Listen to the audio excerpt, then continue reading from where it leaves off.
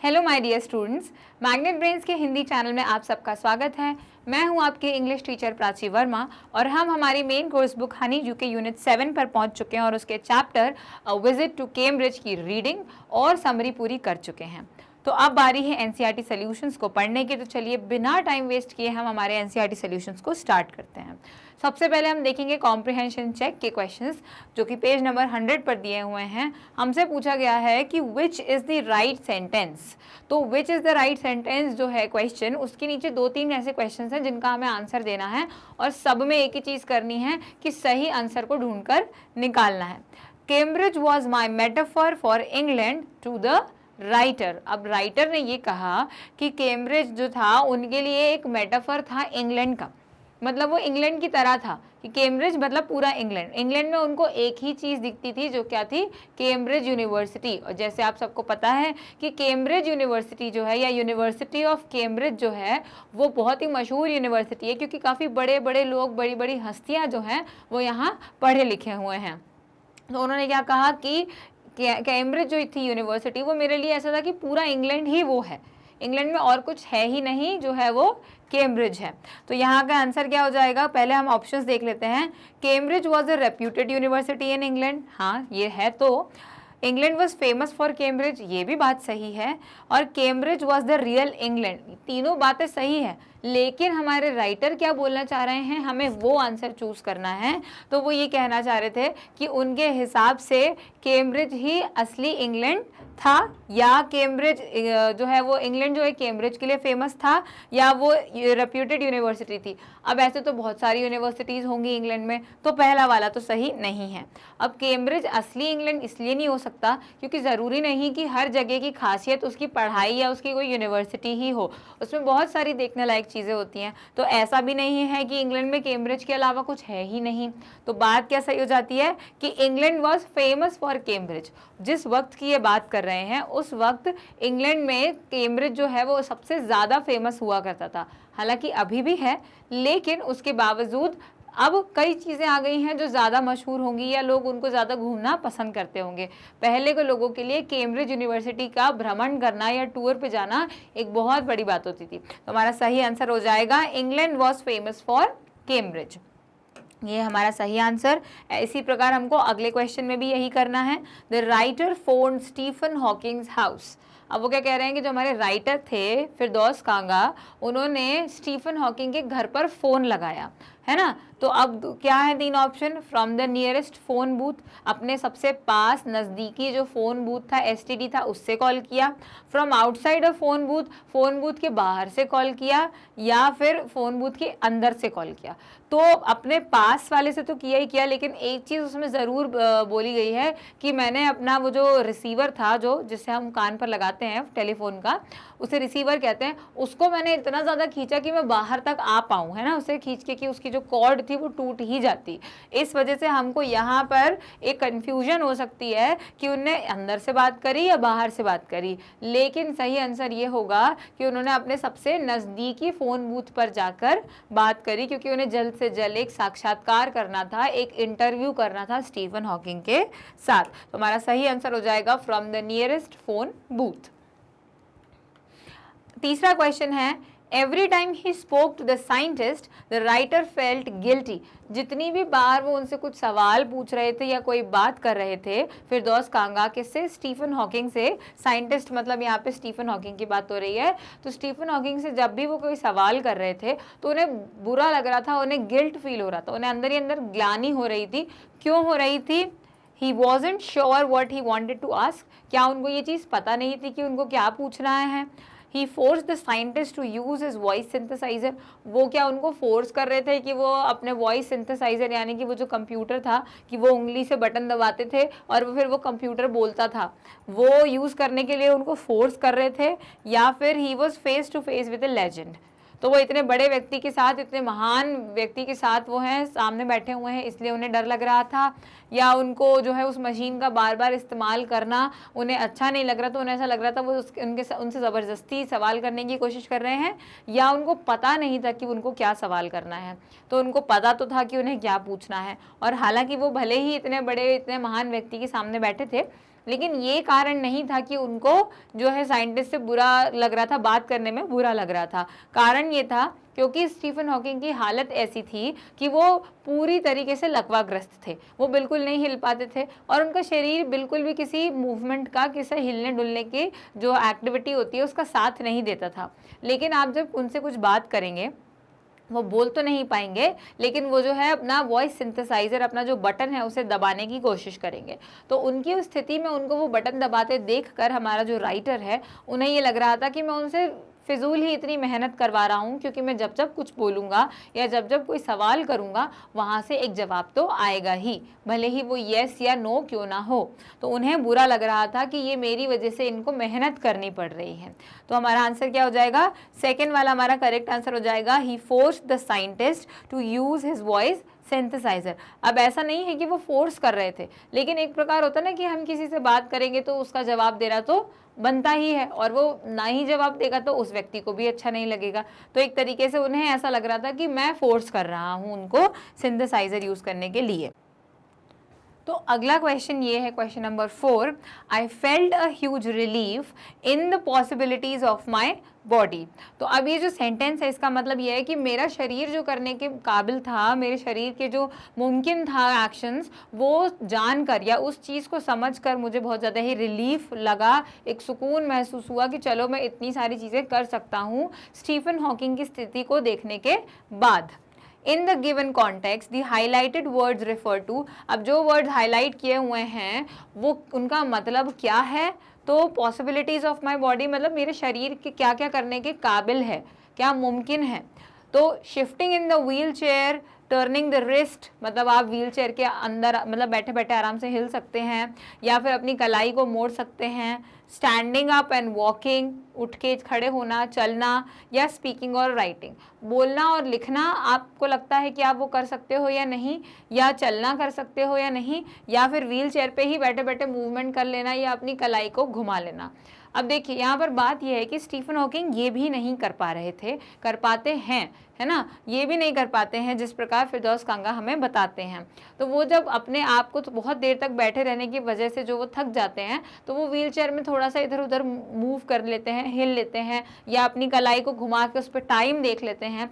तो इस प्रकार से ये वो चीज़ है जो वो करते हैं, तो उनको ये एहसास होता है कि जो हम उनके सामने एक लेजेंड बैठे हुए हैं, इतनी महान हस्ती बैठी हुई है, वो ये करने के काबिल नहीं है, पर अगर मैं ये कर पा रहा हूँ तो ये बहुत एक सुकून की बात है, उस वजह से उनको एक रिलीफ मिलता है। तो उनके शरीर की क्या पॉसिबिलिटीज़ थी?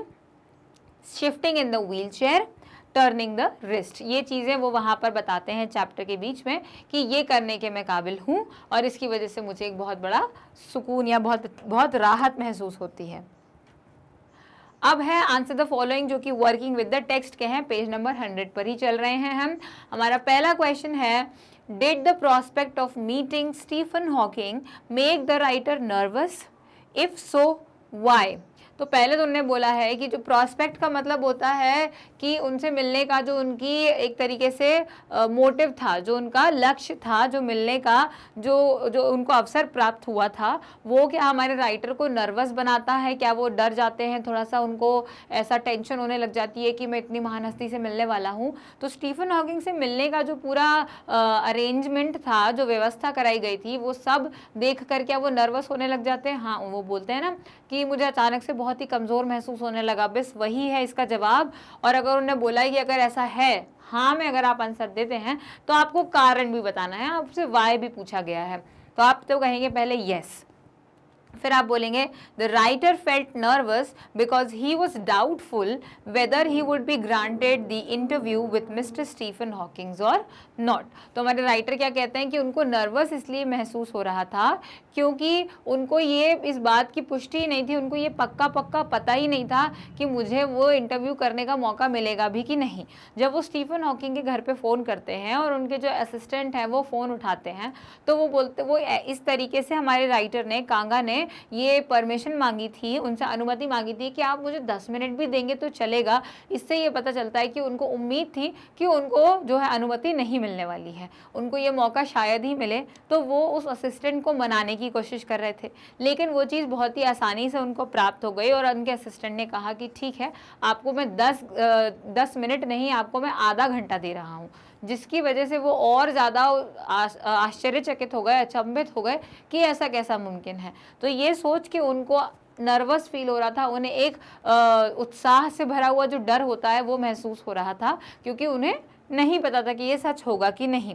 तो हम कैसे लिखेंगे? यस, पहले तो हाँ कहेंगे, फिर उसका कारण बताएंगे कि the writer felt nervous because he was doubtful whether he would be granted the interview with mister Stephen Hawkings और नॉट, कि उनको मिलेगा या नहीं मिलेगा ये मौका। अगला क्वेश्चन है, did he at the same time feel very excited, if so why. फिर से उसी प्रकार का सवाल पूछा गया है कि अगर उनको नर्वस महसूस हो रहा था तो क्या उनको उसी के साथ साथ डर भी लग रहा था, अगर ऐसा है तो क्यों? तो आंसर ये होगा पहली चीज़ तो कि हाँ, वो उत्साहित तो थे, yes. Along with being nervous, nervous होने के साथ साथ he felt excited eight the same time, उनको उत्साहित लग रहा था, क्योंकि अब देखिए हमने क्या किया है कि हमने यहाँ से लेकर यहाँ तक पूरा जो है वो क्वेश्चन में से ही ले लिया, एक तरीके से वही चीज़ लिखी है जो हमें पहले से बताई गई है क्वेश्चन के अंदर। पहले वाले क्वेश्चन में पूछा था कि वो नर्वस थे, तो हमने कहा कि हाँ, नर्वस होने के साथ साथ वो एक्साइटेड भी फील कर रहे थे। अब वाई का जो जवाब देना है हमको वो है यहाँ से because he had been there to see professor Hawking's for half an hour, क्योंकि वो वहाँ पर आधा घंटे के लिए प्रोफेसर हॉकिंग से मिलने वाले थे। हम जब भी किसी बड़े व्यक्ति से, महान हस्ती से या सेलिब्रिटी से मिलते हैं तो हम उम्मीद भी यही करते हैं कि हमें 1 या 2 मिनट उनसे बात करने का मिलेगा, हम फ़ोटो खिंचवा लेंगे या ऑटोग्राफ ले लेंगे, इससे ज़्यादा हम उम्मीद नहीं करते हैं। लेकिन अगर आपको किसी का इंटरव्यू करने मिल जाए, वो भी अचानक से प्लान किया हुआ हो वो पूरा अनुभव आपका, और वो आपको आधा घंटे का समय मिले, सिर्फ आप और वो व्यक्ति हैं, ऐसा भी नहीं है कि एक बड़ी सी कॉन्फ्रेंस या मीटिंग हो रही है, आपका सीधा साक्षात्कार हो रहा है उनसे, तो आप सोचिए कि कितनी बड़ी बात होती है। तो वो चीज़ थी जिस वजह से वो इतने ज़्यादा उत्साहित थे कि उनको आधा घंटे के लिए स्टीफन हॉकिंग से अकेले बात करने का मौका मिलेगा। अगला क्वेश्चन है, अगला क्वेश्चन, अब वो जो था वो पहले क्वेश्चन के 2 पार्ट थे, अभी सेकंड क्वेश्चन है, guess the first question put to the scientist by the writer. हमारे जो राइटर हैं फिरदौस कंगा, उनने सबसे पहला सवाल क्या पूछा था? The writer's first question might be about Hawking's disability and how he was able to accept it. ये चीज़ तो हमने सबसे पहले जब हमने इंट्रोडक्शन देखा था चैप्टर का, हमें तभी समझ में आ गया था। और अगर आप इस चैप्टर की समरी भी देखेंगे ना, तो ये सवाल का जवाब सबसे आसान होगा, क्योंकि इस पूरे जो चैप्टर है उसकी नींव ही यही है कि 2 जो है दिव्यांग मिलते हैं, और एक जिनमें की एक बहुत ही महान और मशहूर हस्ती है और दूसरे एक लेखक हैं। तो लेखक जब उस महान हस्ती से साक्षात्कार करते हैं, इंटरव्यू करते हैं, तो वो क्या उम्मीद रखते हैं उनसे पहला उनकी पूरी बात ही इस बारे में होती है कि आप भी एक दिव्यांग हैं, तो आपने अपनी इस दिव्यांगता को अपनाकर जीवन में आगे बढ़ने में और अपने लक्ष्य को प्राप्त करने की जो आपके अंदर इच्छा जागृत हुई थी, जो आपका मनोबल बढ़ा था, वो किस प्रकार हुआ था। और वही इसका जवाब है कि राइटर का पहला क्वेश्चन क्या होगा कि आपकी जो डिसेबिलिटी है, आपकी जो ये शारीरिक जो परेशानी है वो, और आपने उसको उस पर से उभरे कैसे, वो उनका पहला सवाल था। कि आप तो जिसका जवाब स्टीफन हॉकिंग क्या देते हैं कि मेरे पास कोई विकल्प नहीं था, बस वही ये सवाल है कि आपने इस चीज़ को अपनाया कैसे। अगला क्वेश्चन है, Stephen Hawking said I have no choice. देखिए अब भी हमने बात करी नो चॉइस की, और यह आ गया कि उनके पास कोई विकल्प नहीं था। स्टीफन हॉकिंग कहते हैं कि उनके पास कोई विकल्प नहीं था। Does the writer think there was a choice? क्या हमारे राइटर को ऐसा लगता है कि उनके पास कोई चॉइस थी, और अगर है तो क्या थी? तो स्टीफन हॉकिंग का मतलब ये था कि अपने जीवन के जो निर्णय लेना होता है, डिसीजन लेना होता है, उसमें हिम्मत लाना जो है वो एक ही ऑप्शन था उनके पास। अच्छी हिम्मत से और बहुत ही स्ट्रॉन्ग रहकर बहादुरी से अपने जीवन के निर्णय को लेना, ये चीज़ जो है उनका एकमात्र विकल्प था अपनी डिसेबिलिटी के चलते। लेकिन भले ही living creatively with the reality of his weakening body was a good choice, जिस पर कि हमारे जो लेखक हैं उन्होंने इस चैप्टर में इस बात का जो है विवरण दिया हुआ है कि उन्होंने ये जवाब स्टीफन हॉकिंग को तो नहीं दिया, लेकिन उन्होंने स्वयं से ये बात कही कि अपने ही इस असलियत के साथ, अपनी इस बीमारी की असलियत के साथ क्रिएटिवली रहना, कलात्मक तरीके से रहना, एकदम कला से परिपूर्ण रहना एक बहुत ही अच्छा विकल्प होता है, वॉज अ गुड चॉइस। तो वो क्या कहते हैं, Stephen Hawking meant that being brave in making decisions was the only option for him along with his disability। अपनी इस बीमारी के साथ आपको बहादुर रहना और बहादुरी से बिना डरे अपने जीवन के निर्णय लेना आप उनके पास एक विकल्प था, जो कि वो अपनी जगह सही भी हैं, क्योंकि वो ये कहते हैं कि अगर मैं इतना स्ट्रांग नहीं होता, अगर मेरे में इतनी हिम्मत नहीं होती, तो मैं दिव्यांग तो रहता ही रहता जो मैं अभी भी हूँ, लेकिन मैं कुछ जीवन में हासिल नहीं कर पाता। लेकिन हमारे लेखक का क्या कहना था यहाँ पर, although living creatively with the reality of his weakening body, अपनी हर पल कमज़ोर होते हुए इस शरीर के साथ कला से परिपूर्ण रहना एक बहुत ही अच्छा विकल्प है। तो यहाँ पर वो ये कहते हैं कि अगर आपके अंदर कोई कला है तो आपको कोई नहीं रोक सकता। आपकी शारीरिक दिक्कत, आपकी मानसिक दिक्कत, आपके पैसे ना होना या आपके पास उपलब्धि ना होना, कोई भी परेशानी नहीं होती है अगर आपके अंदर कोई कला है और आपके अंदर चाह है उस लक्ष्य को प्राप्त करने की। अगला क्वेश्चन है, I could feel his anguish, मैं उनकी जो चिढ़ थी, उनकी जो एक इरिटेशन थी वो महसूस कर पा रहा था। ये हमारे राइटर कहते हैं स्टीफन हॉकिंग्स के लिए। What could be the anguish, वो एंग्विश क्या हो सकता है, वो चिढ़ क्या हो सकती है। तो प्रोफेसर हॉकिंग की चिढ़ ये थी, मतलब वो चिढ़ इतनी ज़्यादा नहीं दिख रही थी, लेकिन क्योंकि वो सामने जो बैठा व्यक्ति था, हमारे लेखक जो थे, वो स्वयं एक दिव्यांग थे, तो वो उस बात को बहुत भली भांति समझ पा रहे थे कि स्टीफन हॉकिंग जैसे महान हस्ती के दिमाग में कितने सुंदर ख्याल होंगे, बातें होंगी, कितनी अच्छी बातें होंगी जो वो बोलना चाहते होंगे, लेकिन क्योंकि वो बोल नहीं पाते हैं अपने शरीर की वजह से, तो वो उस प्रकार से सामने नहीं आ पाती हैं। वो वॉइस सिंथेसाइजर का इस्तेमाल करते हैं जो बात तो आपको बता देगा कि क्या मैसेज लिखा हुआ है, लेकिन भावनाएं व्यक्त नहीं हो पाती हैं, उत्साह व्यक्त नहीं हो पाता है, दुख व्यक्त नहीं हो पाता है, जिस वजह से उनके अंदर ये चिढ़ है कि जैसे कि हमने उनसे कोई सवाल किया और उन्होंने बहुत ही उत्साह से यस बोला होगा, लेकिन वो जो कंप्यूटर है, वो जो वॉइस सिंथेसाइजर है, वो उतना उत्साहित होकर यस नहीं बोलेगा। वो एक आम तरीके से ही यस बोलेगा कि यस, बस जैसे कि हमने लेटर लिख के किसी को दिया हुआ है, लेकिन हमें ये तो समझ में नहीं आ रहा है ना कि उस व्यक्ति ने लेटर को किन भावनाओं से लिखा हुआ है। हम उसे पढ़ेंगे और ऐसा लगेगा कि हाँ, एक कुछ लिखा है, जो एक मैसेज है, एक संदेश है जो हमें मिल गया। तो professor Hawking's mind was full of great ideas but couldn't speak them out clearly and forcefully, मतलब वो ज़बरदस्ती बोलना चाह रहे, मतलब ज़बरदस्ती भी नहीं बोल पा रहे थे और साफ सुथरा भी नहीं बोल पा रहे थे। So the writer could actually feel his anguish of not being able to explain everything the way he wants, जिस प्रकार से वो चीज़ें समझाना चाहते हैं उस प्रकार से ना समझा पाने की जो स्थिति है स्टीफन हॉकिंग्स की, वो उनको बहुत ज़्यादा ही मजबूर बनाती है, जिसकी वजह से वो एंग्विश महसूस करते हैं, वो चिढ़ महसूस करते हैं। तो ये था उनके एंग्विश का कारण। अगला है, what endeared the scientist to the writer so that he said he was looking at one of the most beautiful men in the world। ऐसा क्या हुआ, endeared मतलब क्या चीज़ हमारे राइटर को इतनी भा गई, इतनी अच्छी लगी कि उन्होंने स्टीफन हॉकिंग को देखते हुए ये कहा कि मैं दुनिया में सबसे खूबसूरत जो व्यक्ति हैं उनमें से एक को देख रहा हूँ। तो professor Hawking's one way smile made him realise that he is looking at one of the most beautiful man in the world. तो वो क्या कहते हैं, आपको याद होगा चैप्टर के बीच में एक जगह आती है जब फिरदौस कांगा जो हैं वो स्टीफन हॉकिंग से पूछते हैं कि क्या हमारे जैसे लोग जब आपके पास आके आपको परेशान करते हैं तो क्या आपको गुस्सा आता है, जिस पर कि उन्होंने उत्साहित होकर जवाब दिया था हाँ, और उन्होंने एक तरफा स्माइल दी थी, मतलब हम एक ही डायरेक्शन में जब स्माइल करते हैं, दोनों तरफ नहीं करते हैं, वो एक नटखट सी जो मुस्कुराहट उन्होंने दी थी, वो देखने के बाद फिरदौस कांगा को ये महसूस हुआ कि ये व्यक्ति कितना खूबसूरत है। मतलब कि आप और मैं जैसे लोग जो होते हैं, जो चल फिर सकते हैं, नाच सकते हैं, गा सकते हैं, खेल सकते हैं, कूद सकते हैं, उसके बावजूद हम कई चीज़ों को लेके बहुत ज़्यादा दुखी रहते हैं। लेकिन उसी जगह स्टीफन हॉकिंग्स हैं जो इनमें से कुछ भी नहीं कर सकते, हालांकि वो बोल भी नहीं सकते हैं, और अगर बोलना नहीं है तो वो मुस्कुरा भी नहीं सकते, या अपना उत्साह भी अपने शारीरिक जो है हिलने डुलने से वो नहीं बता सकते हैं।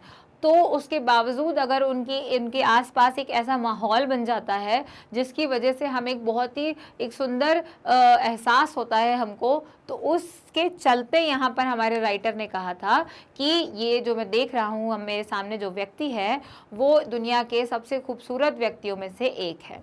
तो इस प्रकार से जो है उन्होंने बताया कि उनकी उस एक तरफा मुस्कुराहट उनको भा गई। अगला है, read aloud the description of the most beautiful man, which is the most beautiful sentence in the description। अब जो जिस तरीके से उन्होंने उसको बताया है, उसे समझाया है कि मोस्ट ब्यूटीफुल जो है मैन, उसका हमें बताइए क्या उन्होंने किस तरीके से बताया है, और मोस्ट ब्यूटीफुल सेंटेंस क्या है इस पूरे विवरण का। स्टीफन हॉकिंग्स के बारे में बताते हुए हमारे राइटर ने सबसे खूबसूरत वाक्य क्या इस्तेमाल किया है, ये आपको याद होगा जब हम वो लालटेन की बात कर रहे थे कि बहुत ज़्यादा इस्तेमाल होने के बाद जो उसकी कवर होता है लालटेन का, वो इतना पतला हो गया है कि उसके अंदर की जो रोशनी और गर्माहट है वो हमें बाहर तक ना सिर्फ दिख रही है लेकिन महसूस भी हो रही है, उस व्यक्ति के अंदर की रोशनी और गर्माहट। The line is before you like a lantern whose walls are worn so thin। worn so thin मतलब इस्तेमाल की वजह से बहुत पुराना हो जाना, पतला हो जाना। You glimpse only the light inside। अंदर की जो रोशनी है आपको वो ही उसकी ही झलकियाँ दिखती हैं। Is the incandescence of a man। किसी व्यक्ति के अंदर की रोशनी, उसका नम्र व्यवहार, ये सारी चीज़ें दिखने लग जाती हैं जब कोई इंसान बहुत समय से अच्छे काम करते हुए मतलब एक वो पुराना हो जाता है। पुराने से मतलब वो बूढ़ा हो जाता है, जो कि स्टीफन हॉकिंग यहाँ पर हो गए थे। तो ये है हमारे पूरे चैप्टर का सबसे खूबसूरत सेंटेंस। अब आता है 7th क्वेश्चन, जिसके बहुत सारे पार्ट्स हैं। पहला है, if the lantern is the man what would its walls be. तो उन्होंने कहा कि अगर लालटेन हम एक आदमी को कह रहे हैं तो उसके जो वॉल्स वो बोल रहे हैं, उसकी जो दीवारें बोली जा रही हैं वो क्या है। तो हमारे अंदर से रोशनी अगर है मान लीजिए, तो वो क्यों रुक रही है, हमारे शरीर की वजह से रुक रही है ना, हमारे शारीरिक जो चीज़ें हैं उन वजह से रुक रही है। तो the walls of lantern in Hawking's case were his skeleton like physical structure. उन्होंने क्या कहा कि वो दीवारें इस्तेमाल करने की वजह से या बुढ़ापे की वजह से बहुत ही कमज़ोर और पतली हो जाती हैं। वही यहाँ कहा जा रहा है कि स्टीफन हॉकिंग का जो शरीर है, जो उनका ढांचा है, जो कि बहुत कमज़ोर हो गया है, उसको वो लालटेन की दीवारें बोल रहे हैं। तो walls of the lantern in Hawking's case मतलब हॉकिंग के अनुसार देखें तो वो स्केलेटन या फिजिकल स्ट्रक्चर मतलब एक ढांचा है, एक हड्डी का ढांचा जो है उस प्रकार का ही उनका शरीर है, बहुत ही दुबला पतला, बहुत ही कमज़ोर। अगला है, What is housed within the thin wall। उन पतली दीवारों के बीच में क्या बना हुआ है, घर जैसा क्या है, किस चीज़ का निर्माण हुआ है। The glow of the eternal soul was housed within the thin walls of his body। जो ग्लो है ना हमारे एटर्नल सोल का, was housed within the thin walls of his body। हमारी आत्मा की सुंदरता, हमारा व्यवहार, उस चीज़ की जो रोशनी है ना, वो चीज़ बनी हुई है उन दीवारों के, उन कमज़ोर दीवारों के अंदर। तो हमारे आत्मा की रोशनी, एटर्नल सोल। एटर्नल क्यों बोला गया है सोल को, क्योंकि आत्मा कभी नहीं मरती जैसा कहा जाता है, तो एटर्नल सोल इसलिए कहा है। और हमारे आत्मा की जो रोशनी होती है मतलब हमारी असलियत है ना, हम शरीर पे कुछ भी दिखा सकते हैं, हम खुशी में रो सकते हैं और दुख में मुस्कुरा सकते हैं, वो किसी को पता नहीं चलेगा कि असलियत क्या है, लेकिन आत्मा हमेशा सच बोलती है और उसकी जो रोशनी होती है वो यहाँ पर दिखाई पड़ रही है। What general conclusion does the writer draw from his comparison। इस तुलना से जो हमारे राइटर हैं वो क्या निष्कर्ष निकालते हैं।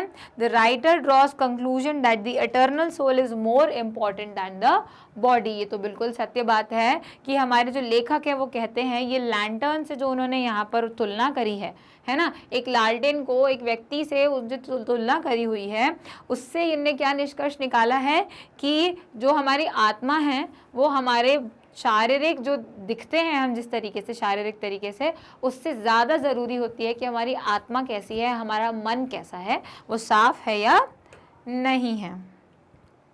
और हमारा इसके बाद सवाल है, what is the scientist message for the disabled. Scientist जो थे, जो कि स्टीफन हॉकिंग हैं, उनका क्या संदेश था किनके लिए, बाकी के दिव्यांग लोगों के लिए, ऐसा क्योंकि फिरदौस जो है कांगा उन्होंने पूछा था। Professor Hawking's message for the disabled is that they should concentrate on what they are good at. It is foolish to try to copy normal people. हम बराबरी चाहते हैं, हम इक्वालिटी चाहते हैं नॉर्मल लोगों से, आम लोगों से, लेकिन आपको ये भी ध्यान रखना पड़ता है कि वो जो काम वो आम लोग कर सकते हैं, साधारण लोग कर सकते हैं, वो दिव्यांग नहीं कर सकते हैं। तो उस चीज़ में तुलना करना या उनकी तरह बनना गलत बात है। मतलब गलत तो नहीं है, लेकिन एक तरीके से बेवकूफ़ी है या किसी काम का नहीं है, है ना। अगर आप जिस काम में अच्छे हैं, आप उसी में बेहतर होने की कोशिश करें, जो आपके करने लायक है और जो आप करने में सक्षम हैं, वो करें, ना कि कुछ और करें जो कि आपको ज़बरदस्ती मेहनत लगाने की कोशिश करनी पड़ रही है और उसके बावजूद आप बहुत ज़्यादा सफल नहीं हो पा रहे हैं। तो वो यही कहते हैं कि जितने भी दिव्यांग हैं वो अपनी कला, जिस कला को वो पहचान पा रहे हैं, उसमें बेहतर होने की कोशिश करें। अब आते हैं हम नेक्स्ट क्वेश्चन पे। Why does the writer refer to the guitar incident, which idea does it support. तो हमारे राइटर हैं वो गिटार के बारे में क्यों बताते हैं कि उन्होंने एक बार स्पेनिश गिटार बजाना सीखा था और ऐसा क्यों होता है, और वो किस बात को बताना चाह रहे हैं, क्या ख्याल है, क्या सोच है जो वो यहाँ पर दर्शाना चाह रहे हैं। The writer spent many years trying to play a big Spanish guitar. उनको खुद से याद आया कि मैंने बहुत साल बिताए थे एक स्पेनिश गिटार को बजाना सीखने में, कि मैं कैसे उस स्पेनिश गिटार को बजा सकूं। वो ये बताते हैं कि मैंने इतने साल तक सीखा था कि ऐसा लग रहा था कि मैं जितने साल जीवित रहा हूं उससे भी ज़्यादा साल तक मैंने स्पेनिश गिटार बजाया सीखा हुआ था। One night he loosened the strings joyfully. उन्होंने एक बार खुशी से एक रात को जो उसके तार थे, गिटार के जो तार होते हैं ना, स्ट्रिंग्स कहते हैं उनको हम, उनको उन्होंने लूज़ कर दिया, क्योंकि जब हम उन्हें लूज़ कर देते हैं या खोल देते हैं तो वो किसी काम के नहीं बचते, उनके खिंचाव की वजह से ही उनमें आवाज़ बनती है।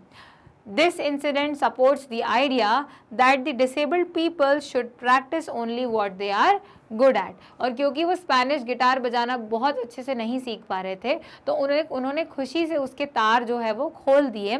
क्यों? क्योंकि अगर वो अपना पूरा जीवन इस ही ख्याल में बिता देते हैं कि मैंने इतने साल गिटार बजाना सीखा पर मैं नहीं बजा पाया, तो वैसे ही वो दिव्यांग हैं, ऊपर से वो और ज़्यादा ही उनका मनोबल जो है गिर जाता। उसके बजाय उन्होंने लेखक बना जो है वो सोचा कि मैं लेखक बनता हूँ, मैं लिख सकता हूँ, मैं डॉक्यूमेंट्री बना सकता हूँ, या मैं किताबें लिख सकता हूँ, मैं जर्नल लिख सकता हूँ, और जिस चीज़ में वो बेहतर है उन्होंने वही करने की कोशिश करी और वो कामयाब भी हुए। तो यही चीज़ होती है जो चीज़ जब उन्होंने कहा था, स्टीफन हॉकिंग ने ये चीज़ कही थी कि फिजूल की मेहनत करना किसी काम की नहीं है, आप वो काम करो जो आपको अच्छा लगता है, उसके साथ साथ जो आप कर सकते हो, जिस कला में आप परिपूर्ण हो वो कला अपनाओ, जिस पर उन्होंने यहाँ पर ये मेंशन किया था। और फिर इसके बाद सवाल है, the writer expresses his great gratitude to Stephen Hawking, what is the gratitude for. सबसे पहले तो हम देखते हैं ग्रैटिट्यूड क्या होता है। ग्रैटिट्यूड का मतलब होता है किसी को धन्यवाद देने की इच्छा जगना, या जब कोई हमारी मदद करता है तो उसके लिए एक जो है मन में नम्रता महसूस करना कि मैं बहुत बड़ा आभार जो हम कह सकते हैं वो यहाँ पर ग्रैटिट्यूड है। आभारी होते हैं जब हम, तो वो ग्रैटिट्यूड कहलाता है। तो राइटर जो है हमारे लेखक फिरदौस कांगा, वो अपना एक आभार व्यक्त करते हैं। तो वो किस बारे में था, किस लिए वो आभार व्यक्त करते हैं। The author felt much impressed after meeting with Stephen Hawking. Stephen Hawking से मिलने के बाद उनको बहुत ज़्यादा ही अच्छा महसूस होता है, उनका मनोबल जो है वो बहुत बढ़ जाता है, बहादुर महसूस करते हैं, और वो ये भी सोचते हैं कि अगर ये व्यक्ति इतना कुछ कर सकता है तो मैं तो बहुत कुछ करने के काबिल हूँ। He describes his journey here not just successful but beautiful as well. वो ये बताते हैं अंत में कि मेरी जो यात्रा थी कैम्ब्रिज आने की, इंग्लैंड आने की, वो सिर्फ कामयाब ही नहीं रही बल्कि बहुत खूबसूरत थी, क्योंकि कामयाब तो तब होती जब मैंने जो सोचा था वो सब कुछ हो जाता, लेकिन खूबसूरत इसलिए थी क्योंकि अचानक से बने हुए अचानक से की हुई इस व्यवस्था में मुझे एक इतने बड़े आइडल से मिलने का मौका मिला, स्टीफन हॉकिंग से मिलने का मौका मिला। Therefore he felt grateful to him. और अपने इस पूरे सुंदर अनुभव के लिए वो उनको शुक्रिया अदा करना चाहते हैं। इसके बाद क्वेश्चन है complete the following sentences taking their appropriate parts from both the boxes below. अब हमको देखिएगा कि दो बॉक्स दिए गए हैं A और B, जैसे कि आप यहाँ पर दे सकते हैं A और B बॉक्स दिए हुए हैं और हमें यहाँ से एक हिस्सा लेना है और यहाँ से एक हिस्सा लेना है और उसके बाद जो यहाँ पर दिए हुए सेंटेंस हैं उनको पूरा करना है। तो यहाँ 5 सेंटेंसेस दिए हुए हैं और यहाँ पर भी हमको 5 ऑप्शंस दिए हुए हैं, हम उनका इस्तेमाल करके एक सेंटेंस बनाएंगे। 3 टुकड़ों में सेंटेंस दिया हुआ है, बस सही जो है उसको जोड़ना है। हमारा पहला है there was his assistant on the line. उनका असिस्टेंट बात कर रहा था, क्या बात कर रहा था? Tapping the little hand, what are they saying, you have courage to account that there are people and I told him. अब यहाँ पर हमें ये सिलेक्ट करना है, हमें वो वाला चुनना है जो यहाँ असिस्टेंट जो काम कर रहा था। तो there was his assistant on the line and I told him, है ना, जब उन्होंने फ़ोन किया तो वहाँ पे असिस्टेंट था लाइन पर, तो इन्होंने उन्हें बताया कि मैं इंडिया से आया हूँ और मैं भी व्हीलचेयर तक सीमित हूँ, तो मुझे स्टीफन हॉकिंग से मिलना है। और फिर उसके बाद में उन्होंने क्या किया कि उन्होंने बोला आई had come in a wheelchair from India. यही बात हमने अभी करी कि उन्होंने उनको बताया कि वो व्हीलचेयर पर हैं और वो इंडिया से आए हैं और वो स्टीफन हॉकिंग से मिलना चाहते हैं। तो यहाँ पर सही जवाब होगा कि there was his assistant on line and I told him I had come in a wheel chair from India. इस प्रकार से हमने दोनों जो है टेबल से एक एक सेंटेंस को लेकर हमारे ऑलरेडी क्वेश्चन में दिए हुए सेंटेंस के आगे जोड़ लिया। जैसे है you get fed up with people asking you to be brave. आप त्रस्त हो जाते हो या चिढ़ जाते हो इस बात से, इस किस्से से कि आपको लोग बहादुर बनने के लिए बोलते रहते हैं, है ना। उसके बाद हम आगे क्या जोड़ेंगे? As if you have a courage account. आपको याद होगा उन्होंने कहा था, स्टीफन हॉकिंग ने कहा था, जैसे आपके पास एक खाता है और उस खाते में क्या भरा हुआ है, बहुत सारी हिम्मत भरी हुई है, लेकिन आपको उसमें से चेक निकालने में आलस आ रहा है, कुछ इस प्रकार से उन्होंने कहा था। तो हम यहाँ पर बोलेंगे आपके पास एक करेज अकाउंट है और यहाँ पर on which you are too lazy to draw a cheque, जिसमें से आपको एक चेक डाल के हिम्मत निकालना बहुत ही मुश्किल काम लगता है। उसके बाद सेंटेंस आता है, तो उसके बाद क्वेश्चन है देयर ही वॉज। अब देयर ही वॉज मतलब जब शायद उन्हें जब देखा उनको, तब वो ये कहना चाह रहे हैं कि अरे वहाँ थे वो, और फिर आगे वो उनके बारे में बताएंगे। तो देखते हैं हमें क्या ऑप्शन दिए हुए हैं। देखिए अब ये तो हो गया है ना, और ये करेज अकाउंट वाला भी हो गया है, तो हम इनको सर्कल कर देते हैं। उसके बाद में यहाँ पे व्हील चेयर वाली बात हो गई है और too lazy to draw a cheque भी हो गया है। तो अब बारी है क्या देखने की, there he was tapping a little switch in his hand, या फिर that there are people and they are. नहीं, हम बता रहे हैं कि कोई वहाँ पे था और वो कुछ कर रहे थे या वो कैसे दिख रहे थे। तो यहाँ पर आएगा tapping at a little switch in his hand. मतलब जब उन्होंने उनसे सवाल पूछा तो वहाँ पे उनके हाथ में एक छोटा सा स्विच था जिसको वो ऐसे टैप करते थे। तो ये होगा हमारा थर्ड सेंटेंस के लिए, trying to find the words on his computer. अपने कंप्यूटर में से शब्द खोजने के लिए वो उंगली से उस बटन को दबाते थे ताकि वो जो संदेश देना चाहते हैं, वो जो चीज़ बोलना चाहते हैं, वो हमें सुनाई दे, वो कंप्यूटर उस चीज़ को बोले। तो हमारा अगला हो जाएगा there he was tapping at a little switch in his hand trying to find words on his computer. ये हमारा पूरा सेंटेंस हो जाएगा। अगला है you look at his eyes which can speak. आप उनकी आंखों पर देखते हैं जो कि बोल सकती हैं, है ना, जो कि क्या बोल सकती हैं, and they are saying something huge and urgent. अब देखिए करेज अकाउंट तो होगा नहीं, दैट देयर आर पीपल। अब आंखें तो ये नहीं बोल रही हैं, आप अगर याद करेंगे अच्छे से तो ये बात थी कि उनकी आंखें बहुत कुछ बोलना चाह रही हैं। जब वो ये पूरा देते हैं कि उनका सर इस तरीके से एक तरफ को था, झुका हुआ था, उनके शरीर जो था वो बहुत ज़्यादा ही ऐसा शर्ट के अंदर धंस गया था, ऐसा लग रहा था, पैर जो किसी काम के नहीं थे, लेकिन आंखें बहुत कुछ कह रही थी, पर और वो बहुत ज़्यादा ही बड़ी बात थी, बहुत ज़्यादा अर्जेंट थी, वो बोलना चाहते थे लेकिन वो बोल नहीं पा रहे थे, और इसलिए हमारे राइटर समझ नहीं पा रहे थे कि वो क्या बोलना चाह रहे हैं। तो यहाँ हो जाएगा and they are saying something huge and urgent, ये हमारा हो जाएगा फोर्थ सेंटेंस के लिए। It's hard to tell what, it is hard to tell what, क्योंकि smiling with admiration to see you breathing, ये तो वो आंखों से नहीं कह रहे थे, उन्होंने यही चीज़ आंखों से कही थी। ये वो बोल रहे थे कि वो पहचानना मुमकिन नहीं होता है, समझना बहुत मुश्किल होता है कि वो आखिर कहना क्या चाह रहे हैं। तो ये हमारा हो जाएगा फोर्थ वाला सेंटेंस। फिर आ जाएगा it doesn't do much good to know, ये कोई बहुत अच्छी बात नहीं होती है, या ये जानकर बहुत खुशी नहीं होती है कि दैट देयर आर पीपल, कि वहाँ पे बाहर ऐसे लोग हैं जो आपको ज़िंदा रखने के लिए ये खुश हैं कि आप सांस ले रहे हो। वो ये क्यों कहते हैं? उन्होंने ये चीज़ तब कही थी जब वो ये कहते हैं कि मैं इतना बीमार हूँ, जैसे कि, या हम जो दिव्यांग होते हैं वो उन पर लोग दया करते हैं, तो वो ये सोचते हैं कि आप कैसे तो भी ज़िंदा रहो, है ना, आप जीवित हो तो लोग खुश रहते हैं कि अरे वाह बच गए, अस्पताल से ठीक होकर आ गए, वो सारी बातें ठीक हैं, लेकिन मुझे पता चल रहा है कि मेरा शरीर दिन प्रतिदिन कितना कमज़ोर होता जा रहा है और मैं कितनी पीड़ा से गुजर रहा हूँ। तो जब आप इतनी पीड़ा से गुजर रहे होते हैं तब ये चीज़ जो ये देखना कि बाहर कुछ लोग हैं जो आपको जीवित रहता हुआ देखकर खुश हैं, है ना, उनकी खुशी आपके लिए मायने नहीं रखती, क्योंकि आप स्वयं इतनी पीड़ा में जी रहे हैं। तो उनको क्या चाहिए? दरअसल अपनी इस पीड़ा से मुक्ति चाहिए, कि अगर वो बीमार होते हैं तो वो और पीड़ा सहन नहीं करना चाहते हैं। तो क्या है कि ये बहुत अच्छी बात नहीं होती ये जानकर कि वहाँ बाहर ऐसे लोग हैं।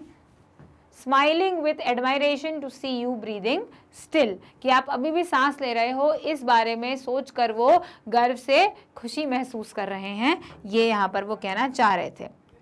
तो ये हैं हमारे सारे सेंटेंसेस, इनको हम एक बार फिर से देख लेते हैं।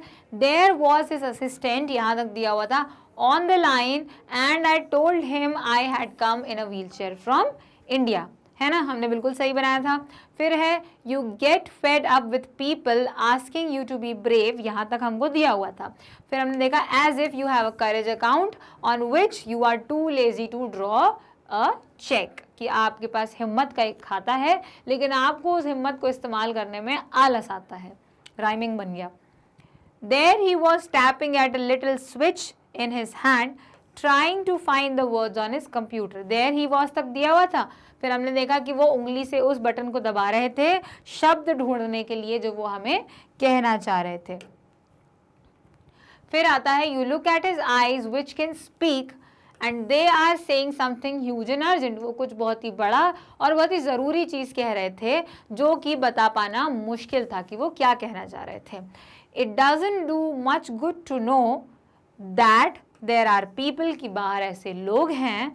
Smiling with admiration to see you breathing still, कि वो आपको हंसते हुए अभी भी देखकर, स्माइलिंग विथ एडमायरेशन, आपसे प्रेरित होकर हंस रहे हैं, मतलब मुस्कुरा रहे हैं। To see you breathing still, अगर आप जीवित हैं तो आपको देखकर वो आपसे प्रेरणा ले रहे हैं और मुस्कुरा रहे हैं। अच्छी बात है कि लोग आपसे प्रेरणा ले रहे हैं, और अच्छी बात है कि लोग आपको जीवित रहते, मतलब जीवन जीते हुए देखना चाहते हैं, लेकिन उन्हें ये भी समझना चाहिए कि कोई व्यक्ति पीड़ा में जी रहा है, परेशानी में जी रहा है, तो उसे ज़बरदस्ती कुछ ना कुछ करके ज़िंदा रखना भी एक तरीके से उसे परेशानी देना ही होता है। आगे हम अब आ जाते हैं आखिरकार वर्किंग विद लैंग्वेज पर, जो कि पेज नंबर 102 पर दिया हुआ है। तो पहला है हमारा fill in the blanks in the sentence below using the appropriate forms of the word given in the following box. अब ये जो बॉक्स दिया हुआ है ये सिर्फ क्या है? शब्द हैं, वर्ब हैं। अब हमें इनका सही फॉर्म, सही रूप जो है इस्तेमाल करना है इन सेंटेंसेस में। आगे और सेंटेंसेस हैं जिनमें हम सारे ही शब्दों का इस्तेमाल हो जाएगा। पहला है गाइड, तो गाइड का क्या मतलब होता है? किसी को दिशा दिखाना, किसी को रास्ता दिखाना। जैसे हम कभी कहीं घूमने जाते हैं, किसी जैसे सांची स्तूप घूमने चले गए, या आप कुतुब मीनार देखने चले गए, ताजमहल देखने चले गए, तो वहाँ पे लोग हमको कहानियाँ बताते हैं, है ना, तो हमको गाइड मिलता है एक। उसी प्रकार से किसी को भी गाइड करने का मतलब होता है कि जैसे हम रोड पे रास्ता पूछते हैं कि भाई साहब ये पता कहाँ पर है, तो बताते हैं यहाँ से ऐसे जाना, सीधे हाथ पे मोड़ लेना, तो वो हमको गाइड कर रहे हैं, है ना, वो हमको रास्ता बता रहे हैं, दिशा बता रहे हैं। तो यहाँ सिर्फ रास्ता, दिशा या कहानी बताना गाइड नहीं होता, किसी भी मामले में गाइड करना होता है। आप कभी किसी टीचर से पूछेंगे कि मैम मैं 11th में कौन सा सब्जेक्ट ले लूँ, या मैं कौन से कॉलेज जाऊँ, तो वो आपको जो ज्ञान देंगी, प्रदान करेंगी, वो भी एक प्रकार से गाइड करना ही होगा। सक्सीड का मतलब होता है सफल होना, सफलता पा लेना, या फिर किसी के आगे बढ़ जाना। जैसे आपके पापा कोई बिजनेस चला रहे हैं और आप उस बिजनेस को सक्सीड करोगे, मतलब आपके पिताजी के बाद उस बिजनेस को आप संभालोगे, ये भी सक्सीड करने का मतलब होता है। चेयर सिर्फ कुर्सी नहीं होती कि एक कुर्सी है वो चेयर है, चेयर पर बैठ जाना, चेयर को अपना लेना, या चेयर आपकी हो जाना, उसको भी हम कहते हैं, जैसे हम बोलते हैं चेयर पर्सन। तो कुर्सी वाले लोग तो उसका मतलब नहीं होता, चेयर पर्सन का मतलब ये होता है कि उस पूरी कंपनी का जो भार जो संभाल रहे हैं, है ना, वो कौन है, वो चेयर पर्सन है। ट्रैवल तो आप सबको पता है, घूमना, जो हम सबको अच्छा भी लगता है। पेल का मतलब होता है बहुत ही नाजुक, मुरझाया हुआ। ड्रॉ का मतलब होता है या तो निकालना या फिर कुछ ड्रॉ करना। और ट्रू जो कि होता है सच। तो हमारा पहला सेंटेंस है I met a dash from an antique land. अब आप किसी से मिले जो कि बहुत दूर कहीं से आया होता है, एंटीक मतलब किसी पुराने जगह से आया हुआ था, तो आप किससे मिलेंगे, यहाँ पे गाइड से मिलेंगे। लेकिन गाइड से, आप पुराने देश से हुए गाइड से क्यों मिलेंगे, आप कहीं घूमने जाएंगे तो गाइड से मिलेंगे ना, तो आप किससे मिलेंगे, आप ट्रैवलर से मिलेंगे। तो यहाँ पे ट्रैवलर आ जाएगा। हम क्या करते हैं, यहाँ पर नंबर लिख देते हैं कि ये इसका फॉर्म आएगा फर्स्ट वाले में, ट्रैवलर। फिर है I need special dash in mathematics. आपको मैथमेटिक्स में कुछ मदद चाहिए, तो क्या आपको सक्सीड करना है, नहीं। आपको चेयर चाहिए, नहीं चाहिए। आप मुरझाए हुए हैं मैथ्स में, बिल्कुल भी नहीं है। आपको कुछ ड्रॉ करना है, नहीं। आपको मैथ्स की सच्चाई जाननी है, वो भी नहीं। आपको गाइडेंस चाहिए मैथ्स में, आप चाहते हैं कि कोई आपको समझाए। I can't count the number of times I have failed in the subject. मैं गिन ही नहीं सकती इतनी बार मैं मैथ्स में फेल हो गई हूँ, अब मुझे मैथ्स में गाइडेंस चाहिए, स्पेशल गाइडेंस चाहिए। तो गाइड का गाइडेंस बन जाएगा, जो कि यहाँ पर यूज होगा। फिर the guide called Stephen Hawking a worthy dash to Isaac Newton. Isaac Newton के उत्तराधिकारी बोला गया था, किसने, उस गाइड ने, जो हमारे लेखक को वॉकिंग टूर पे मिले थे, है ना। उन्होंने जब स्टीफन हॉकिंग का जो इंट्रोडक्शन दिया था, परिचय दिया था, तब उन्होंने कहा था कि आइजैक न्यूटन के उत्तराधिकारी के समान हैं हमारे स्टीफन हॉकिंग सर। तो उत्तराधिकारी को इंग्लिश में हम क्या बोलते हैं, सक्सेसर, जो कि सक्सीड से आता है। हमने थोड़ी देर पहले इस बारे में बात करी थी कि आगे किसी चीज़ को संभालना, उसकी जिम्मेदारी आगे जाके लेना, वो हो जाता है सक्सेसर। अगला है his other problems dash into insignificant besides his unforeseen mishap। बड़ा ही मुश्किल सा सेंटेंस है कि उनकी जो दूसरी परेशानियां थी, डैश इनटू इनसिग्निफिकेंस मतलब कि वो बिसाइड हिज अनफोर्सीन मिशैप, वो जो पूरी दिक्कत हुई थी उससे वो कहाँ चली गई, वो प्रॉब्लम जो थी खत्म हो गई, है ना। दूसरी एक प्रॉब्लम इतनी ज़्यादा बड़ी लगने लग गई, या एक मुसीबत इतनी बड़ी लगने लग गई कि बाकी छोटी जो परेशानियां थी वो दिखाई ही नहीं दी। तो यहाँ क्या हो जाएगा, पेल्ड हो जाएगा, क्योंकि वो मुरझा गई हैं, तो यहाँ पे पेल का पेल्ड बन जाएगा। फिर तो यहाँ पर हम देखेंगे, ये फोर्थ लिख लीजिएगा, पेल्ड का पेल्ड बन जाएगा, मतलब बाकी की परेशानियां मुरझा गई जब वो एक बड़ी परेशानी उनके सामने आई। The meeting was dash by the youngest member of the boat. वो मीटिंग में क्या हुआ था, अब देखिए क्या क्या हो गया है, गाइड हो गया है, सक्सीड हो गया है, ट्रैवल हो गया है, पेल हो गया है। अब क्या उस मीटिंग में कुछ ड्रॉ किया था, नहीं। क्या उस मीटिंग में कोई सच्चाई बताई गई थी किसी यंगेस्ट मेंबर से, सबसे युवा सदस्य से, नहीं। उस में एक व्यक्ति आकर बैठा था जो कि उस मीटिंग का सबसे ज़रूरी व्यक्ति था, तो यहाँ पर हम कहेंगे चेयर्ड हो जाएगा।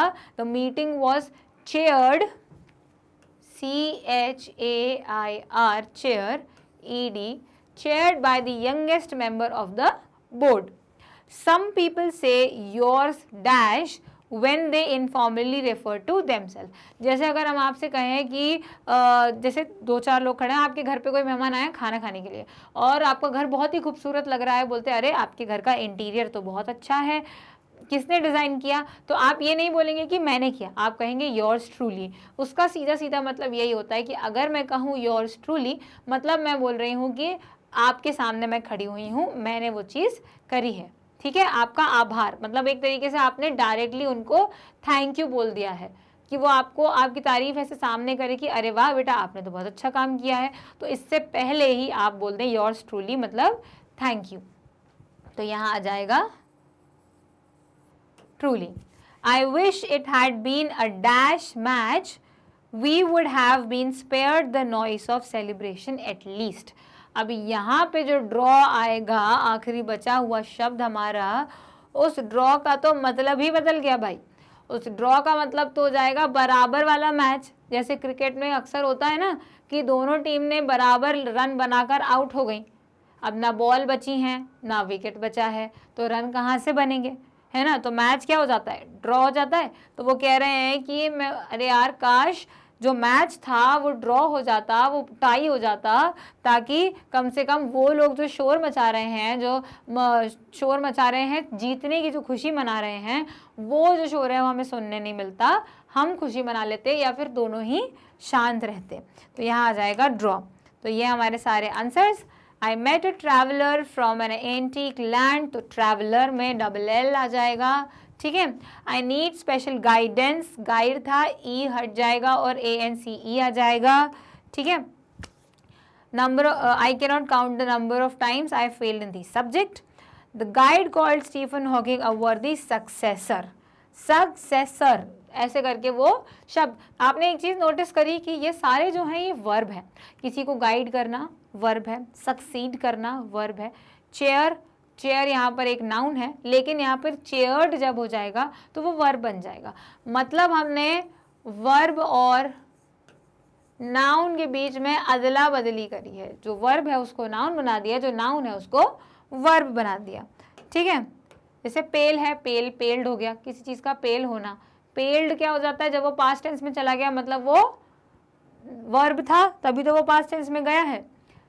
His other problems paled into insignificant besides this unforeseen mishap. The meeting was chaired by the youngest. अब ये तो वर्ब हो जाएगा, है ना, चेयर तो नाउन था और वो वर्ब बन गया, by the youngest member of the board. Some people say yours truly when they informally refer to themselves. मतलब informally मतलब सीधे तरीके से नहीं, उल्टे तरीके से, ऐसे करके नहीं, ऐसे करके बोलते हैं। I wish it had been a draw match. We would have been spared the noise of a celebration at least. अब है दूसरी एक्सरसाइज। इसमें क्या करना है, जैसे कि यहाँ पर वर्ड्स दिए हुए हैं वॉक और स्टिक। अब इन दोनों शब्दों को मिलाकर हम क्या बना सकते हैं, स्टिक होती है वो लकड़ी और वॉक होता है चलना। तो अब वॉक और स्टिक को मिलाकर हम कोई एक चीज़ बना सकते हैं, कोई एक शब्द, एक मीनिंगफुल फ्रेज बना सकते हैं। तो क्या हो जाएगा, अ वॉकिंग स्टिक। अब वॉकिंग स्टिक क्या होती है, चलते हुए पकड़ के चलने वाली, जो सहारे के लिए लकड़ी का इस्तेमाल करते हैं, दादा नाना करते होंगे, दादी नानी भी करती होंगी, या कोई व्यक्ति जिसको चलने में दिक्कत तकलीफ है वो यूज़ करते हैं। कई बार जो जिनकी आंखों की रोशनी नहीं होती वो भी चलने के लिए एक वॉकिंग स्टिक का ही इस्तेमाल करते हैं। तो हमने वॉक और स्टिक को मिलाकर एक ये चीज़ तो हो ही गई है, उसके साथ साथ एक फ्रेज़ भी बना लिया है कि अ वॉकिंग स्टिक, क्योंकि फ्रेज़ 2 से 3 शब्दों को मिलके बनता है और वो 2, 3, 4 शब्दों को मिलके भी बन सकता है, और उन सबका जो है एक महत्व अलग हो जाता है। वॉकिंग स्टिक का मतलब चलने वाली लकड़ी नहीं होती है, वॉकिंग स्टिक का मतलब होता है चलने के लिए इस्तेमाल हुई जाने वाली लकड़ी। तो मतलब कि जब वो शब्द आसपास एक साथ जुड़ते हैं तो उनका पूरा मतलब ही बदल जाता है। अब हमको क्या करना है, रीड, सेशन, स्माइल, फेस, ऐसे शब्दों को मिलाकर, मतलब इन शब्दों को मिलाकर एक फ्रेज बनाना है। अब देखिए बाद वाला जो है ना उसको हम पहले वाले शब्द से जो है पहले वाले शब्द को एक विशेषण की तरह इस्तेमाल करेंगे, एडजेक्टिव की तरह इस्तेमाल करेंगे, और दूसरे वाले शब्द को हम वर्ब या फिर नाउन जैसे इस्तेमाल करेंगे। जैसे सेशन है, एक सेशन है, एक वक्त है जब कोई काम होता है, ठीक है। कैसा सेशन है? रीड करने वाला सेशन है, तो हम उसको रीडिंग सेशन बोल देंगे। फेस है जो कि स्माइल कर रहा है, तो उसको हम स्माइलिंग फेस बोल देंगे।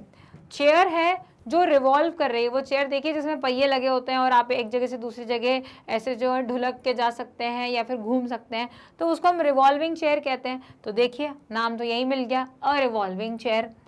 टूर और वॉकिंग, कैसा टूर है? चलने वाला टूर है, जो कि इस चैप्टर में भी इसका इस्तेमाल किया गया है, a walking tour. Doll, dancing doll. Win chance, chance of winning या विनिंग चांस, विनिंग चांस आएगा, वो फ्रेज ज़्यादा सही लगेगा। चांस ऑफ विनिंग जो है वो फ्रेज नहीं होगा, क्योंकि उसमें हमने कोई बदलाव नहीं किया है और उनसे कोई चेंज भी नहीं हो रहा है मीनिंग में। हमारा आंसर क्या होगा? Reading session, smiling face, revolving chair, walking tour, अ डांसिंग डॉल और अ विनिंग चांस, जीतने की जो चांस थी, जीतने की जो बारी थी। अब है ऑल और बोथ का इस्तेमाल। तो दो शब्द होते हैं हमारे पास, ऑल और बोथ। ये हम तब इस्तेमाल करते हैं कब? ऑल हम सारा, ऑल का मतलब ही होता है सब कुछ, सारा का सारा। और बोथ हम तभी इस्तेमाल करते हैं जब दो लोगों की बात हो रही हो, सिर्फ दो। बोथ का मतलब ही दो होता है कि वो दोनों, है ना, हम दोनों। We both are going, we तो प्लूरल हो जाता है, एक से ज़्यादा हो जाता है। जब हम बोथ लगा देते हैं तो वो हो जाता है कि एक से ज़्यादा है लेकिन सिर्फ दो हैं। तो ऑल में सारे के सारे आ जाते हैं और बोथ में दो आते हैं, ठीक है। He has two brothers, all are lawyers, नहीं, बोथ आर लॉयर्स। यहाँ तो सीधा सीधा TWO2 लिखा है जिसका नंबर होता है जिसका मतलब, तो यहाँ पर बोथ आ जाएगा कि वो दोनों ही लॉयर हैं। आप चाहें तो उस वाक्य को हिंदी में ट्रांसलेट करेंगे, तो अगर उसमें आप दोनों शब्द का इस्तेमाल कर रहे हैं तो वहाँ बोथ आ जाएगा, और सब शब्द का इस्तेमाल कर रहे हैं तो वहाँ पर ऑल आ जाएगा। मोर देन 10 पर्सन कॉल्ड, ठीक है, 10 से ज़्यादा लोगों ने कॉल किया था। अब यहाँ तो बोथ इस्तेमाल नहीं करेंगे क्योंकि दो लोगों की बात नहीं हो रही है, सबकी बात हो रही है। All of them wanted to see you, सब आपसे मिलना चाहते थे। दे all cheered the team, they both cheered the team या they all cheered the team।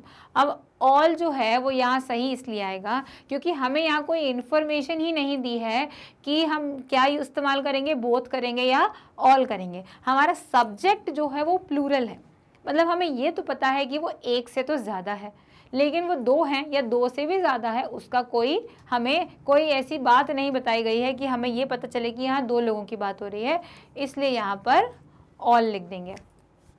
Dash her parents are teachers, अब उसके माता पिता जो हैं या उसके जो पेरेंट्स हैं वो टीचर हैं। तो पेरेंट्स कितने होते हैं? पेरेंट्स दो ही होते हैं, मम्मी और पापा। तो यहाँ पर क्या आ जाएगा? बोथ आ जाएगा कि उनके मम्मी पापा दोनों ही टीचर्स हैं। How much have you got, तुम्हें कितना मिला? Give me both of it, हम कभी भी पैसे को ऐसे काउंट नहीं करते कि मुझे 2 पैसे देते, नहीं, या तो हम सीधा बोलते हैं कि मुझे इतने पैसे दे दो, या फिर हम बोलते हैं मुझे सारे पैसे या थोड़े पैसे दे दो। अब हमको ऑल या बोथ इस्तेमाल करना है तो हम यहाँ पर ऑल का इस्तेमाल करेंगे कि मुझे सारा दे दो, तुम्हारे पास कितना है, मुझे सारा दे दो, ठीक है। तो ये था हमारा आंसर थे हमारे, he has 2 brothers, both are lawyers, more than 10 persons called, all of them wanted to see you, they all cheered the team, both her parents are teachers, how much have you got, give me all of it। ध्यान रखिएगा आप बीच में capital A का इस्तेमाल नहीं करेंगे। आगे बढ़ते हैं, तो अब आता है इसके सही फॉर्म को यूज करना है। कैसे? Complete each sentence using the right form of adjective in the given brackets. अब ये एडजेक्टिव दिया है, ये पढ़ने से पहले मैं आपको एक छोटा सा इंट्रोडक्शन दे दूं पॉजिटिव डिग्री, कंपैरेटिव डिग्री और सुपरलेटिव डिग्री का, ठीक है। जो कंपैरेटिव और सुपरलेटिव डिग्री होती है ना, वो नाम से ही समझ में आती हैं। पॉजिटिव का मतलब होता है किसी भी एडजेक्टिव का नॉर्मल फॉर्म, नॉर्मल रूप। जैसे कि यहाँ बोला है फास्ट, फास्ट को ही ले लेते हैं उदाहरण के तौर पर। यहाँ पर है फास्ट, फास्ट का मतलब क्या होता है? तेज, और हम तेज को तेज ही इस्तेमाल करेंगे। फास्ट को हम कहीं भी इस्तेमाल करें, क्या उसका वो बदल रहा है, तरीका बदल रहा है? आप उसमें ईडी लगा दोगे या आईएनजी लगा दोगे, नहीं, तो उसका मतलब ही बदल जाएगा, लेकिन उसका रूप नहीं बदल रहा है। जो तेज चलने वाली बात हो रही है वो यहाँ पर नॉर्मल है, जो पॉजिटिव डिग्री में आता है। कंपैरेटिवली तब आता है जब हम किसी से तुलना करते हैं कि तुम इससे तेज भागते हो, है ना, या तुम इससे ज़्यादा तेज भागते हो। तो आप जब किसी की तुलना करते हो तो आप कंपेयर करते हो, तो आप क्या बोलोगे कि वो उससे तेज भागता है, जिसे हम इंग्लिश में कहेंगे कि he runs faster than you. तो यहाँ पर क्या हो जाता है? फास्टर। हम फास्टर जो ER लगाया है वो हम इसीलिए लगाते हैं ताकि हम तुलना बता सकें। और जब सुपरलेटिव डिग्री की बारी आती है तो वो सुपर से भी ऊपर होता है भाई, क्योंकि वो सबसे बेहतर होता है, उससे ज़्यादा अच्छा कुछ होता ही नहीं है ना। सुपरलेटिव इसलिए बोलते हैं कि उसके ऊपर कुछ नहीं आता, जो सबसे तेज़ भागता है वो फास्टेस्ट हो जाता है। और यहाँ पर हम लिख देंगे फास्टेस्ट, EST, फास्टेस्ट। तो पॉजिटिव, कंपैरेटिव और सुपरलेटिव डिग्री जो होती है, fast, faster, fastest, slow, slower, slowest, good, better, best, कुछ में बदलाव होते हैं, कुछ में पूरा ही शब्द ही बदल जाता है। और सबसे इम्पॉर्टेंट चीज़ जो है यहाँ पर, कुछ शब्द ऐसे होते हैं जिनका रूप नहीं बदलता, उनके आगे हम कुछ और लगा देते हैं, जिसका सबसे आसान सा उदाहरण है ब्यूटीफुल, या जैसे यहाँ पर इंटरेस्टिंग दिया हुआ है तो हम इंटरेस्टिंग का इंटरेस्टिंगर तो बोलेंगे नहीं, है ना, या इंटरेस्टिंग गेस्ट तो बोलेंगे नहीं, वो सुनने में ही अटपटा लग रहा है और ग्रामर के हिसाब से भी गलत ही है। तो इसके आगे हमारे पास एक और होता है, वो होता है मोर इंटरेस्टिंग और मोस्ट इंटरेस्टिंग। अब मोर, मोस्ट जो है ना, ये अपने आप में कंपैरेटिव सुपरलेटिव है। कैसे? पॉजिटिव होता है मच, कंपेयर होता है मोर, और सुपरलेटिव होता है मोस्ट। ये अपने आप में एक अलग ही एडजेक्टिव चल रहे हैं। मच मतलब थोड़ा, काफ़ी, मोर मतलब इससे ज़्यादा, और मोस्ट मतलब सबसे ज़्यादा। तो उनका इस्तेमाल हम ऐसे बड़े शब्दों के साथ करते हैं जो पूरे नहीं, जैसे ब्यूटीफुल, ब्यूटीफुलर, ब्यूटीफुलेस्ट नहीं हो सकता है ना। तो इसीलिए हम क्या करेंगे? More beautiful and most beautiful, इस तरीके से हम उन शब्दों को बदलते हैं कंपैरेटिव और सुपरलेटिव डिग्री में। तो चलो, अब ये तो आसान हो गया इस एक्सरसाइज को सॉल्व करना। My friend has one of the dash cars on the road. अब यहाँ तुलना की जा रही है क्या, कि मेरे दोस्त के पास जो गाड़ी है वो इसकी गाड़ी से ज़्यादा तेज़ है? नहीं, हमें यहाँ बोला जा रहा है कि रोड पर चलने वाली सबसे अच्छी गाड़ी की बात हो रही है, तो यहाँ फास्टेस्ट हो जाएगा, क्योंकि रोड पर चलने वाली गाड़ियों में से सबसे ज़्यादा, मतलब सब उनमें से एक सबसे तेज़ गाड़ी मेरे दोस्त के पास है। This is the dash story I have ever heard. अब आई हैव एवर हर्ड, रेड जब बोला है उन्हें, सॉरी रेड बोला है, तो मतलब मैंने कभी भी इससे अच्छी नहीं पढ़ी, मतलब कि वो तो बेस्ट ही हो गई ना, सुपरलेटिव हो गई, कि वो जो कहानी है वो सुपर से ऊपर है। तो क्या हो जाएगा यहाँ पे? Most interesting story I have ever read. What are you doing now is dash than what you did yesterday। अब आती है तुलना की बारी, कि अभी जो तुम कर रहे हो वो उससे आसान है जो तुमने कल किया था।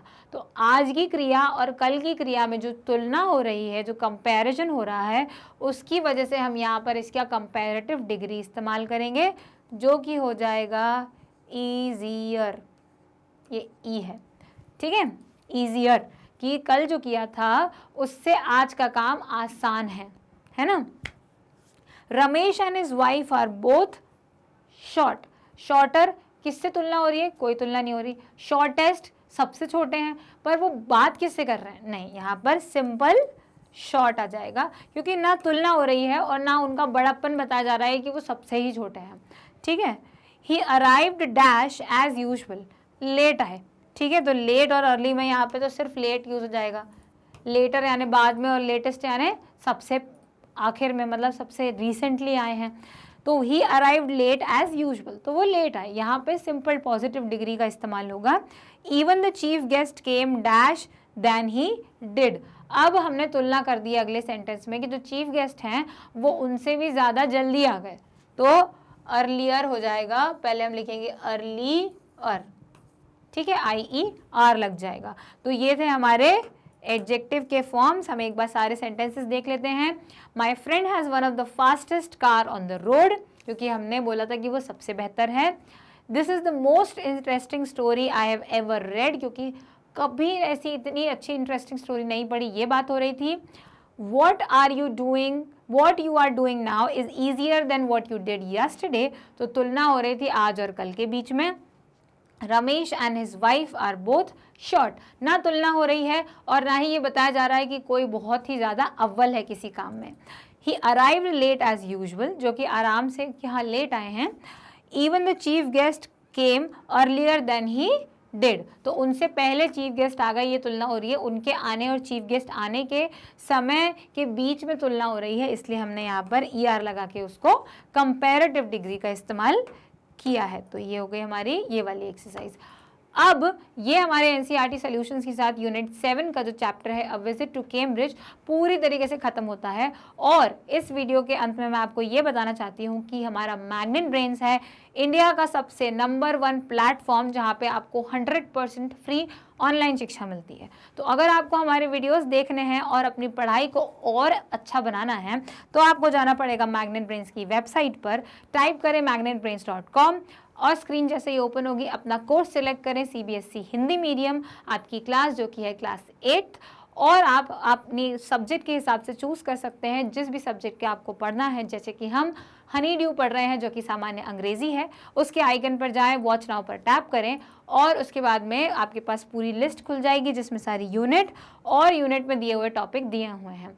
उस यूनिट को ओपन करें, उस टॉपिक को वॉच नाउ पर जाएं और वीडियो स्टार्ट हो जाएगा।